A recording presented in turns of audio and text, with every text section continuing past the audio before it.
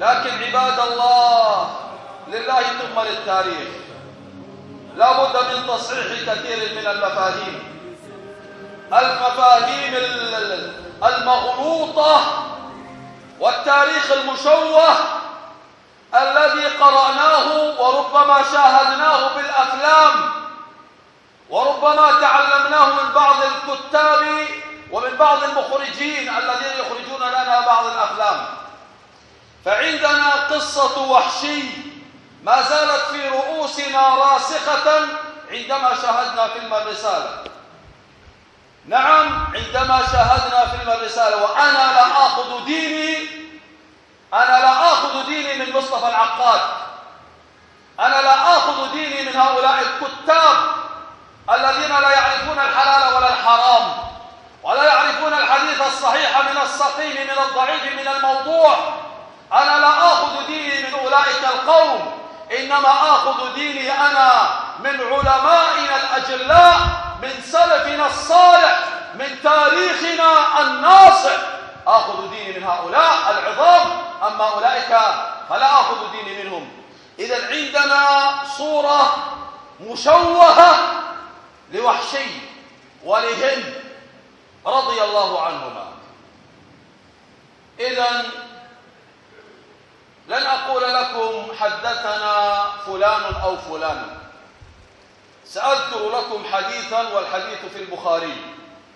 ونحن أهل السنة لا نأخذ ديننا من السرداب ولا نأخذ ديننا عن فلان أو فلان قال الولي فلان أو فلان كلام وخزعبلات، لا، إنما نأخذ ديننا كما قلت لكم من سلفنا الصالح.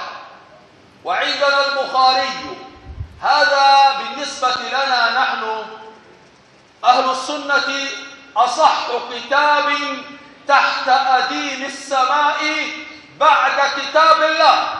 إذن الحديث في البخاري. قيل لحمزة، قيل لوحشي: لو حدثتنا كيف قتلت حمزة؟ قال: نعم. قال: إن حمزة في يوم بدر قتل طعيمة بن عدي. قتل من؟ طعيمة بن عدي في بدر. فقال لي مولاي سيدي جبير ابن مطعم، احفظوا الاسم، قال لي سيدي مولاي جبير ابن مطعم: إن أنت قتلت حمزة بعمي فأنت حر. إذن من الذي استأجر وحشي القاتل المأجور؟ من الذي استأجره كي يقتل حمزة؟ هذا الحديث في البخاري، هذا الحديث في البخاري. من الذي استأجره؟ الذي استأجره جبير ابن مطعم. لماذا؟ لأنه قتل عمه. أين هند في القصة؟ أين هند في القصة؟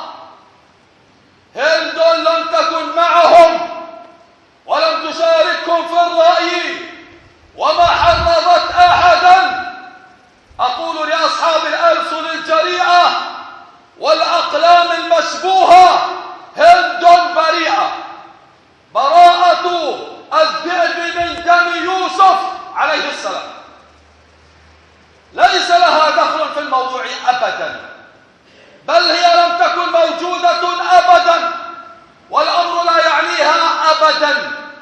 القصة أن الرجل يريد أن يثأر لعمه فاستأجره عبد عنده.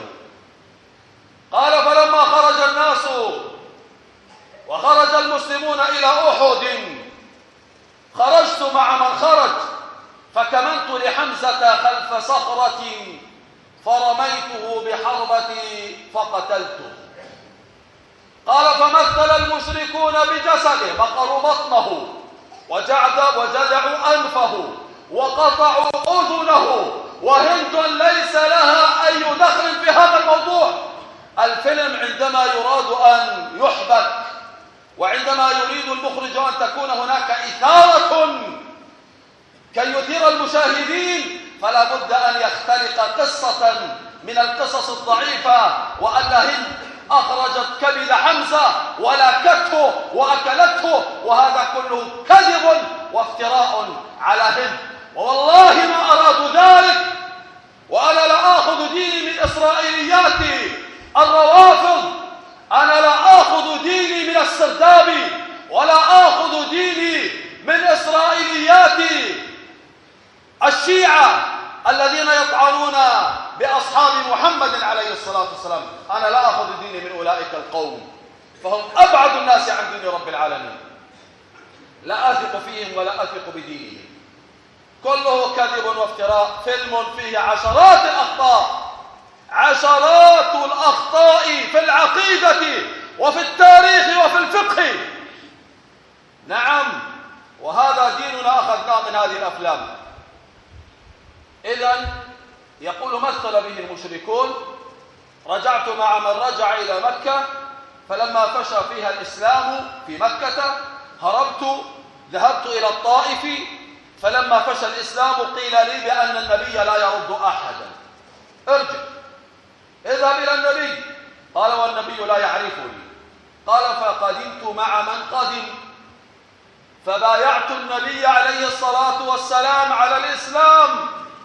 قال: فنظر إلي قال: أنت وحشي؟ قلت: نعم. قال: أنت قتلت حمزة؟ قلت: نعم. الآن هذا الرجل جلس مع النبي عليه الصلاة والسلام ودخل في الإسلام وبايع النبي عليه الصلاة والسلام، انتقل من الكفر والشرك إلى الإسلام. هذا الرجل قبله النبي عليه الصلاة والسلام. والله عز وجل قد بين لنا ذلك في كتابه العزيز: قل للذين كفروا إن ينتهوا يغفر لهم ما قد سلف، فغفر الله له قتله حمزة. هذا كان على الكفر وكان على الشرك عندما قتل حمزة، والآن دخل في الإسلام. والله عز وجل يقول: قل للذين كفروا إن ينتهوا يغفر لهم ما قد سلف. ليس بيننا وبين أحد من الصحابة ثأر، ما في بلاد ثأرات. نحن نجلهم ونقدرهم ونحترمهم ونحبهم ونتقرب إلى الله بحبهم ونترضى عنهم كذلك. ويقول عليه الصلاة والسلام: الإسلام يجب ما قبله، الإسلام يجب ما قبله. وهذا الرجل اقترف جريمة أعظم من جريمة قتله لحمزة، ألا وهي جريمة الشرك والكفر، وتاب الله عليه من الكفر والشرك، أفلا يتوب عليه من قتل حمزة رضي الله عنهما. نعم، أصبح صحابي، والصحابي يعرفه علماء أهل السنة عندنا الصحابي الذي آمن بنبينا عليه الصلاة والسلام وجلس مع النبي ورأى النبي ولو للحظة، جلس مع النبي ورأى النبي ولو للحظة، أو لم يرى النبي لعارض كعمى، كأن يكون الإنسان أعمى ولا يستطيع أن يرى. إذن هو جلس وسمع ولو للحظة، فهذا صحابي ومات النبي وهو مسلم، هذا الرجل مسلم. وهذه الشروط كلها، كل الشروط توافرت في وحشي بن حرب رضي الله عنه، كل الشروط توافرت فيه. إذن أصبح من الصحابة، نال شرف الصحبة ولم ينل شرف المصاحبة. المصاحبة أن يكون مع النبي في كل مكان وفي كل محفل.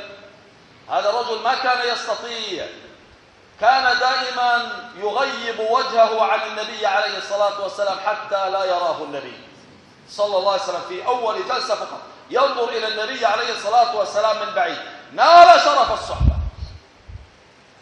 يقول وحشي: فلما خرج مسيلمة الكذاب بعد وفاة النبي عليه الصلاة والسلام وادعى النبوة، مدعي النبوة الكذاب الأفاك الدجال الأثيم، زعم بأنه نبي وخرج المسلمون لقتاله، فخرجت مع من خرج وأخذت حربتي، فقلت لعلي أقتله فأكافئ به حمزة، إن شاء الله أنني أوفق لقتله، فأكافئ به حمزة رضي الله عنهما. قال فخرجت مع من خرج، فلما التقى الجمعان نظرت إلى مسيلمة فإذا به واقف في تلمة جدار أي في شق جدار، كأنه جمل أورق، والجمل الأورق المغبر على وجهه غبر، هذا اللعين الأفاك الأثيم ثائر الرأس. قال فاقتربت منه فرميته بحربتي فجاءت بين ثدييه فخرجت من بين كتفيه. هذا وحشي.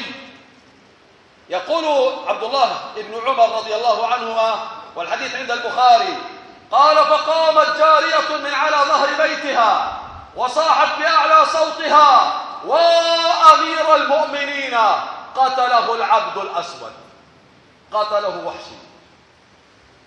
إذا قتل في يوم من الأيام خير الناس، واليوم يقتل شر الناس بحربته، لكن قتل خير الناس وهو على الكفر، وقتل شر الناس وهو على الإيمان.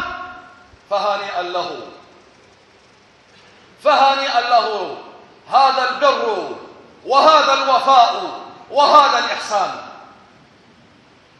إذن هند بريئة، هند ليس لها وجود في كل القصة أبدا،